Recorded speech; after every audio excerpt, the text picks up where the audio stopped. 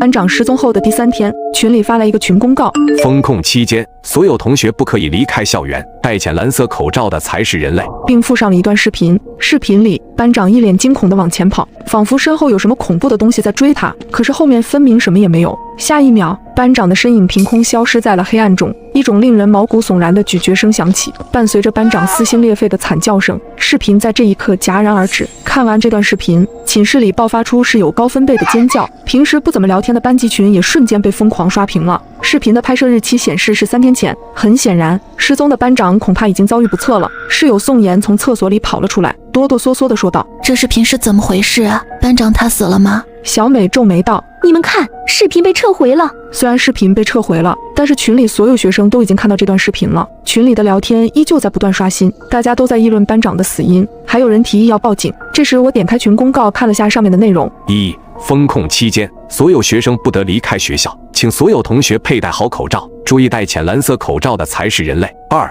校园广播拥有绝对命令，请遵守广播里的话。3. 寝室绝大多数是安全的，除非你的室友开始谈论一些你听不懂的话。4. 寝室楼没有电梯。5. 9点之后不要在宿舍内照镜子。6. 如果发现室友趴在桌子上睡觉，一定要叫醒他。7. 小心那些黑暗中的生物。8.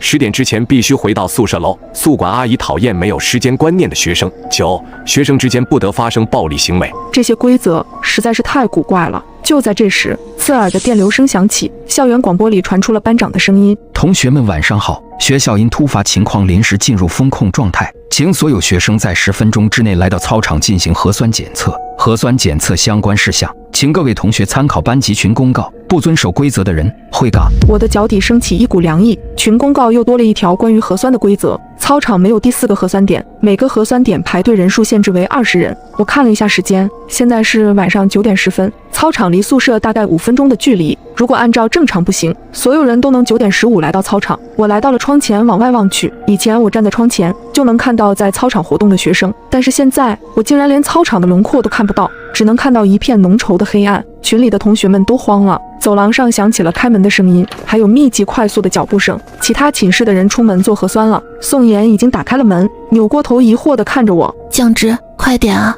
小美也在催促我。我突然愣了一下，刚刚我分明听到了一个声音，笑声。我强压下内心的异样，走出了房门。突然前面一个寝室门开了，3个女孩子手挽着手走了出来。这几张年轻的面孔我有些眼熟，每天都能看见，但却从未打过招呼。她们看见我们，对我们笑了一下，但我却隐约觉得哪里有一丝怪异，具体是哪里奇怪，我却一下子想不起来。宋妍是个社牛，这一层寝室的人她几乎都认识。她刚想走上前和他们说几句话，我猛地扯住了宋妍的手臂，冷汗从我额头滑落，我几乎是从喉咙里挤出了那句话：“你们还记得我们寝室里的门是向外推开的吗？”我当然记得啊，为什么突然说这个？这时小美脸色难看的压低声音说道：“白痴，你没发现他们刚刚是朝里拉开的门吗？”那3个女孩还站在我们前面不远处，微笑地看着我们。她们从刚刚开始就没有眨过眼睛，一直在直勾勾地看着我们。快点走啊，不然要赶不上核酸了。3个女孩异口同声地说道。除了声音不一样之外，音调竟然出奇的一致。这下连迟钝的宋妍都开始觉得不对劲了，她颤巍巍地说道：“他们是怎么回事？请小心那些黑暗中的生物。”我低声说出了这条规则。3个女孩的身后是无边无际的黑暗，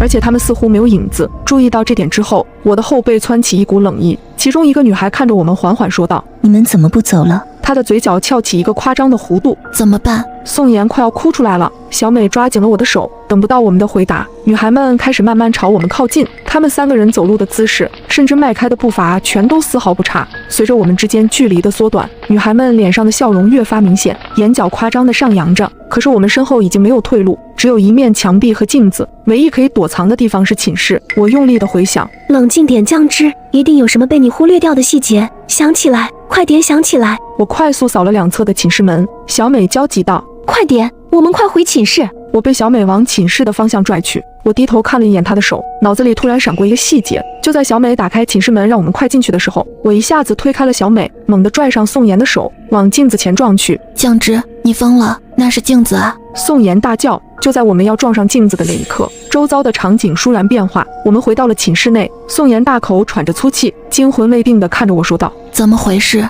你不是带着我往镜子里照吗？我们怎么又回到寝室了？”小美奇怪地看着我们，似乎不理解我们为什么这么恐惧。你们刚刚是怎么了？我喊你们走，你们却像中邪了一样站在那里一动不动。宋妍听到小美的话，彻底傻眼了。我快速地解释道：“还记得那条规则，9点之后不能照镜子吗？但群公告发布的时间是9点10分。宋妍，你当时是不是在厕所里照镜子？对，我当时确实在，所以我们违反了规则。寝室的门开的方式是相反的，寝室两侧的门牌号也是倒着的。小美抓着我的手的时候，我看到了她手上的痣，她的痣是在左手上，可是她抓着我的是右手，所以我推测这个小美不是真的。我们之前是在镜子里面。”就在这时，校园广播再次响起，请所有还未做核酸的同学立刻到学校操场进行核酸。我暗道不好，现在是晚上9点15，我们离核酸剩余的时间只剩下5分钟了。